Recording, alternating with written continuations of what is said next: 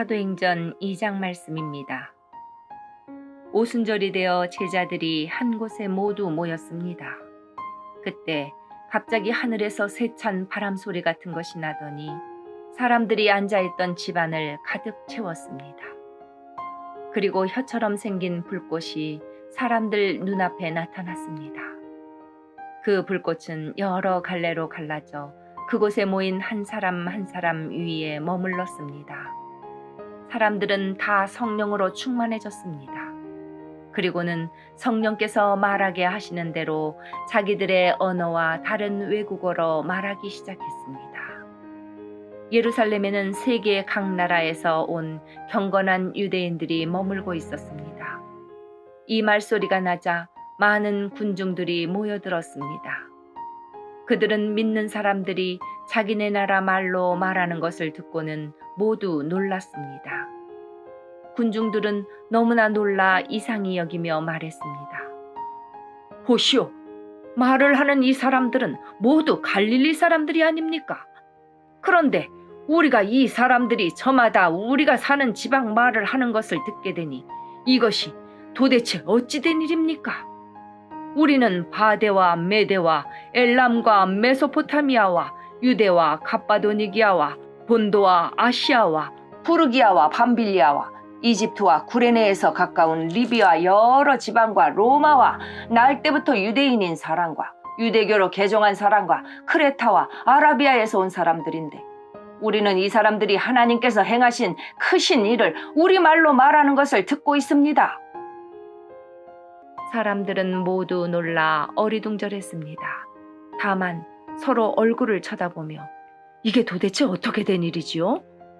라고 말할 뿐이었습니다.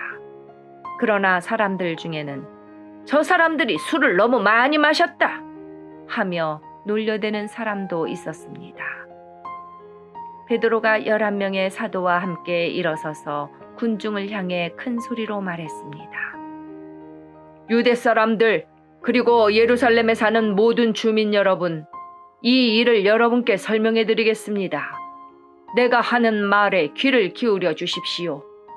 지금은 아침 9시밖에 되지 않았으니 이 사람들은 여러분이 생각하는 것처럼 술에 취한 것이 아닙니다. 오늘 일어난 일은 바로 요엘 예언자가 예언했던 대로 이루어진 것입니다.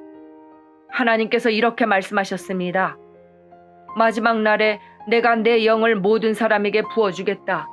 너희의 아들과 딸들은 예언할 것이요 너희의 젊은이들은 환상을 볼 것이요 너희의 늙은이들은 꿈을 꿀 것이다. 그날에 내 남자 종들과 여자 종들에게까지 내 영을 부어주겠다. 그러면 그들은 예언할 것이다. 내가 위로 하늘에서는 기이한 일을 아래로 땅에서는 표적을 보여줄 것이다. 피와 불과 짙은 연기가 일 것이다. 해가 어두워지고 달이 핏빛으로 변할 것이다. 이 일이 일어난 후에 크고 영광스러운 주님의 날이 올 것이다. 그러나 누구든지 주님의 이름을 부르는 사람은 구원을 얻을 것이다. 이스라엘 백성 여러분, 이 말을 명심해서 들으십시오. 나사렛 사람 예수님은 하나님과 같은 권위를 지니신 분이셨습니다. 하나님께서 예수님을 통해 일으키신 기적과 기이한 일과 표적으로 이 사실을 여러분에게 분명히 보여주셨습니다. 이 모든 일은 여러분 가운데서 일어났으므로 여러분 모두가 잘 아실 것입니다. 이 예수님은 여러분에게 넘겨졌고 여러분은 악한 사람들의 손을 빌어 예수님을 십자가에 못 박아 죽였습니다. 이 모든 일을 하나님께서는 이전부터 알고 계셨을 뿐 아니라 여러분이 행한 일도 하나님께서 오래전에 세워놓으신 계획대로 된 것이었습니다. 하나님께서는 예수님을 다시 살리셨습니다. 죽음의 고통에서 그분을 풀어놓으셨습니다. 그것은 죽음이 예수님을 계속 붙잡아둘 수 없었기 때문입니다. 다윗이 예수님을 가리켜 말한 것이 있습니다. 나는 내 앞에 계신 주님을 항상 뵙습니다. 주님께서 내 오른편에 계심으로 내겐 흔들림이 없습니다. 그러므로 내 마음은 기쁨으로 내 혀는 즐거움으로 가득 차 있습니다. 내 몸도 소망 속에서 살 것입니다. 주님께서는 나를 무덤에 내버려 두지 않으시며 주님의 거룩한 분을 썩지 않게 하실 것입니다. 주님께서는 내게 생명의 길을 알려주셨습니다. 주님께서는 나와 함께 계시면서 내게 기쁨을 가득 채우실 것입니다.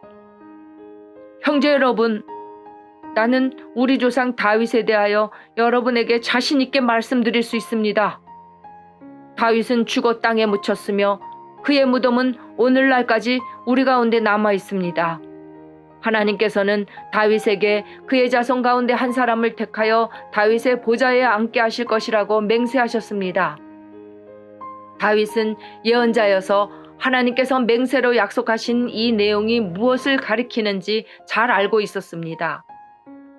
다윗은 이 내용을 미리 알고서 그리스도의 부활에 대해 이렇게 말했습니다.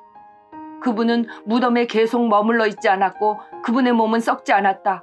이 말씀대로 하나님께서는 예수님을 다시 살리셨습니다. 우리 모두가 이 일의 증인입니다. 하나님께서 예수님을 높은 곳에 올려 하나님 오른편에 앉히자 예수님은 하나님 아버지께서 약속하신 성령을 받아 지금 여러분이 보고 들은 것처럼 우리에게 부어주셨습니다. 다윗은 하늘로 올라가 본 적은 없었지만 이렇게 말했습니다.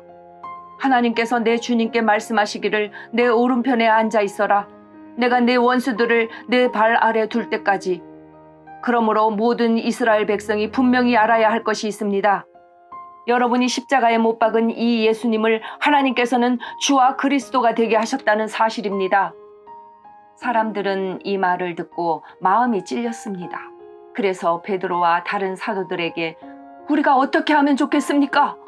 라고 물었습니다. 베드로는 이렇게 대답했습니다. 회개하고 여러분은 각각 예수 그리스도의 이름으로 세례를 받으십시오.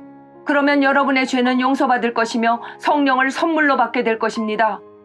이것은 여러분과 여러분의 자녀뿐만 아니라 먼 곳에 떨어져 사는 사람들, 즉 주 우리 하나님께서 부르시는 사람들에게 주시는 약속입니다. 베드로는 이 밖에도 다른 여러 말로 그들에게 호소하고 이 악한 세대에서 구원을 받으라고 권하였습니다.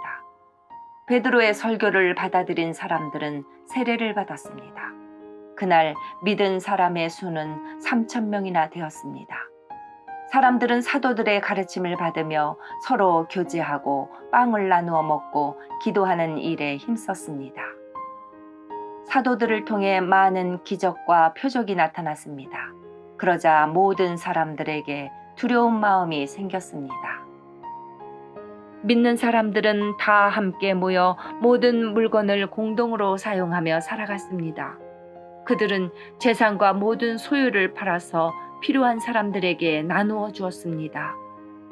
그들은 날마다 한 마음으로 성전 뜰에 모였습니다. 그리고 집집마다 돌아가며 함께 모여 기쁘고 순수한 마음으로 식사를 같이 하였습니다. 그들은 하나님을 찬양하였으며 모든 사람에게서 칭찬을 받았습니다. 주님께서는 구원받는 사람을 날마다 늘어나게 하셨습니다. 아멘.